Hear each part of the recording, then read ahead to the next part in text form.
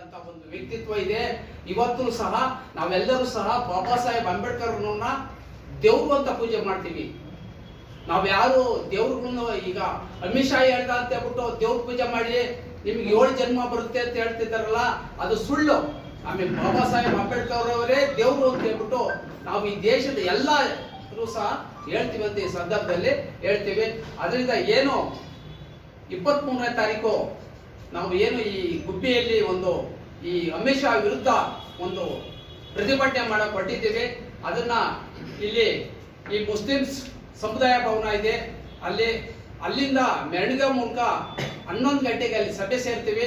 11 ಗಂಟೆಗೆ ಸಭೆ ಸೇರ್ಬಿಟ್ಟು ನಂತರ ತಹಶೀಲ್ದಾರ್ ಅವರಿಗೆ ಒಂದು ಮೆಮೊರಂಡಮ್ ಅನ್ನ ಕೊಡ್ತೀವಿ, ರಾಷ್ಟ್ರಪತಿ ಅವರಿಗೆ ಮೆಮೊರಂಡಮ್ ಕೊಡ್ತೀವಿ. ಕೂಡಲೇ ಅಮಿತ್ ಶಾ ಅವರನ್ನ ವಜಾ ಮಾಡಬೇಕು ಆ ಗೃಹ ಸಚಿವರಿಂದ ಅಂತ ಹೇಳ್ಬಿಟ್ಟು ಈ ಸಂದರ್ಭ ಹೇಳ್ತಾ ಈ ಪತ್ರಿಕಾ ಮಾಧ್ಯಮಗಳಿಗೆಲ್ಲ ಅರ್ಥ ಮಾಡ್ಕೋಬೇಕಾಯ್ತು. ನಾನು ನೀವು ಮಾತಾಡಿದ್ರೆ ಏನಾಗುತ್ತೆ ಏನಾಗಬಹುದು ಅಂತ.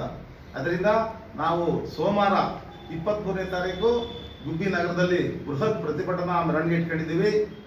ಆ ಮೆರವಣಿಗೆಗೆ ತಾವೆಲ್ಲರೂ ಪತ್ರಿಕಾ ಮಾಧ್ಯಮದವರು, ದೃಶ್ಯ ಮಾಧ್ಯಮದವರು ಸಹಕಾರ ಕೊಡಬೇಕು ಅಂತ ತಮ್ಮಲ್ಲಿ ಈ ಮೂಲಕ ವಿನಂತಿ ಮಾಡ್ಕೊಂತ ಇದ್ದೀವಿ. ಈ ಒಂದು ಹೋರಾಟದ ಒಂದು ರೂವಾರಿ ದಲಿತ ಪರ ಸಂಘಟನೆ ಮತ್ತು ಪ್ರಗತಿಪರ ಸಂಘಟನೆಯಿಂದ ಈ ಒಂದು ಹೋರಾಟ ನಡೆಯುತ್ತೆ.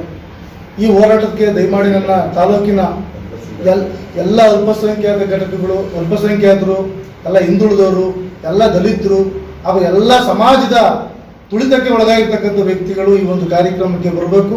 ಇವತ್ತು ಬಾಬಾ ಸಾಹೇಬ್ ಅಂಬೇಡ್ಕರ್ ಅವರನ್ನ ಏನು ಇವತ್ತು ಮಾತಾಡಿರ್ತಕ್ಕಂಥ ಅವಿವೇಕಿ ಅಮಿತ್ ಶಾ ಅನ್ನೋ ವ್ಯಕ್ತಿ ಅವಿವೇಕಿ, ಅವನ ಜ್ಞಾನೋದಯ ಇಲ್ಲ. ಅಂಬೇಡ್ಕರ್ ಸಾಹೇಬ್ರ ಬಗ್ಗೆ ಇಡೀ ಜಗತ್ತೇ ಕೊಂಡಾಡೋ ಸಂದರ್ಭದೊಳಗೆ ಈ ಥರದೊಂದು ವ್ಯಸನೆಯನ್ನು ಮಾತನ್ನು ಹೇಳಿರ್ತಕ್ಕಂಥದ್ದು ನಮಗೆ ತುಂಬ ನೋವಾಗಿರ್ತಕ್ಕಂಥದ್ದು. ಅಂಬೇಡ್ಕರ್ ಅಭಿಮಾನಿಗಳಿಗೆ ತುಂಬ ನೋವನ್ನ ಭರಿಸಕ್ಕಾಗ್ತಲ್ಲ ಅಂತ ನೋವನ್ನ ಆಗ್ತಾ ಇದೆ. ಆ ಕಾರಣಕ್ಕೋಸ್ಕರ ನಾವು ಈ ಪ್ರತಿಭಟನೆ ಹಮ್ಮಿಕೊಂಡಿದ್ದೀವಿ. ಎಲ್ಲ ತಾಲೂಕಿನ ಜನತೆಗೆ ದಯಮಾಡಿ ಸೋಮವಾರ ಇದೇ ಒಂದು ಆಹ್ವಾನ ಪತ್ರಿಕೆ ಅಂತ ಹೇಳ್ಬಿಟ್ಟು ಎಲ್ಲ ದಲಿತ ಪರ, ಎಲ್ಲ ಪ್ರಗತಿಪರ ಎಲ್ಲರೂ ಕೂಡ ಒಟ್ಟಿಗೆ ಚರ್ಚೆ ಮಾಡಿ ಬರಬೇಕು ಅಂತ ಹೇಳ್ಬಿಟ್ಟು ದಯಮಾಡಿ ಮನವಿ ಮಾಡ್ತೇನೆ.